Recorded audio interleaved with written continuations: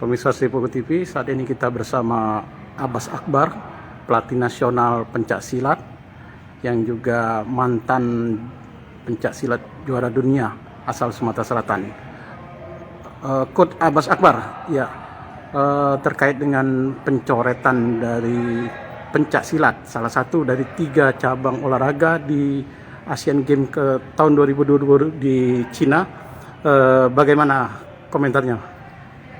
Ya, saya sangat menyesali sekali, sangat kecewa, khusus jadi pelatih dan mantan atlet pencaksilat, sangat kecewa ya, terus terang sangat kecewa karena hilangnya pencaksilat di multi event di Asian Games di Cina 2022 nanti ya. Dan ini jadi catatan khusus sebetulnya bagi IPSI dan bagi Indonesia tentunya. Tentunya kita berjuang itu jangan sampai setengah-setengah. Jadi kalau kita sudah berjuang masuk di event multi internasional itu, kita juga harapkan harus bisa mempertahankannya gitu loh.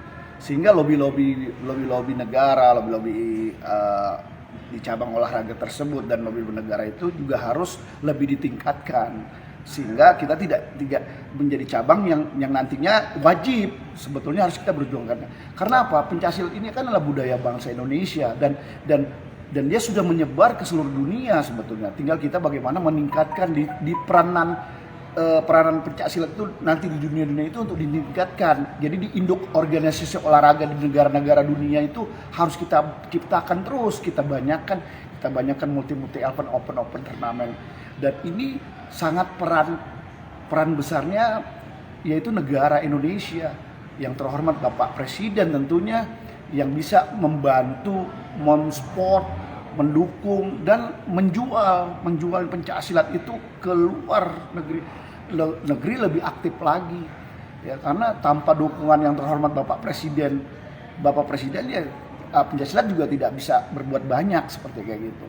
Tentunya kan kita sudah banyak mengirimkan pelatih Indonesia ke luar negeri, sudah berusaha memperkenalkan pencaksilat dari media, dari pelatihnya langsung, dari media sosial sekarang juga sudah banyak pencaksilat dan itu sudah diminati di wilayah negara Eropa, di Prancis, di Inggris, di Jerman sudah ada semua. Dan juga di wilayah Arab juga semua sudah mulai menyebar di Mesir, saya lihat sudah semua. Sehingga tinggal bagaimana kita meningkatkannya lagi, dan saya berharap dukungan serta dari tidak hanya dari Kemenpora, tapi dukungan dari Bapak Presiden kita, Bapak Jokowi untuk kita lebih mengaktifkan lagi. Insya Allah saya yakin dengan Bapak Presiden ke depan dan masih bisa berjuang melobi-lobi lagi. Tentunya kalaupun besok tidak ada, kita harus bisa mengeksibisi lagi untuk bagaimana besok setelah dari sini harus jadi dipertandingkan pencaksilat resmi dipertandingkan. Dan ini tidak hanya sekedar dipertandingkan saja, tapi dipertahankan nanti sebagai SEA Games berikutnya, Asian Games berikutnya, sampai road to Asian Olympic Games. Itu yang saya harapkan. Jadi saya juga mohon kepada masyarakat, negara, pemerintah semuanya membela, mendukung, mensupport yang namanya pencaksilat olahraga berprestasi. Terima kasih. Ini juga tentu akan merugikan dari perolehan medali nantinya untuk di Indonesia, nama Indonesia. Betul. Tentunya kita sekarang ini kan kita hanya berharap dari bulu tangkis, dari cabang-cabang tertentu yang kita kuat ya tentunya. Tapi di sini juga pencaksilat juga insya Allah kalau di Asian Games atlet pencaksilat kita handal ya, tentunya handal. Dan ini tidak main-main yang seperti kayak Asian Games kemarin itu kita mempersiapkannya saja sampai 4 tahun, nggak gampang ya. Kita mempersiapkan Asian Games itu sampai 4 tahun baru kita ada di sana dan kita bisa merebut medali emas. Tentunya di Asian Games ini kan kita ada 20 tangkai kelas yang dipertandingkan. Kita bisa mengambil separuhnya saja udah alhamdulillah, dan akan meningkat peringkat kita karena kita juga ada cabur-caburan lain yang dapat bisa medali emas seperti kayak gitu. Kalau berkaca dari Asian Games 2018 di Indonesia itu kita merebut juara umum dapat berapa medali itu? Dapat 14 medali emas. Tentunya untuk ke depan nggak gampang lagi.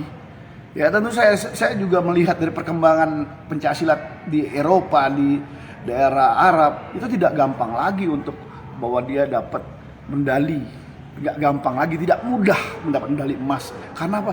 Peningkatan cabur pencaksilat di Eropa itu lebih cepat karena iptek olahraga pencaksilat ini sudah pakai IT, sudah pakai sport science. Jadi banyak semua cabur bela diri ini tambah pesat maju, terutama pencaksilat seperti kayak gitu. Oke, terima kasih ikut Abbas. Sama-sama.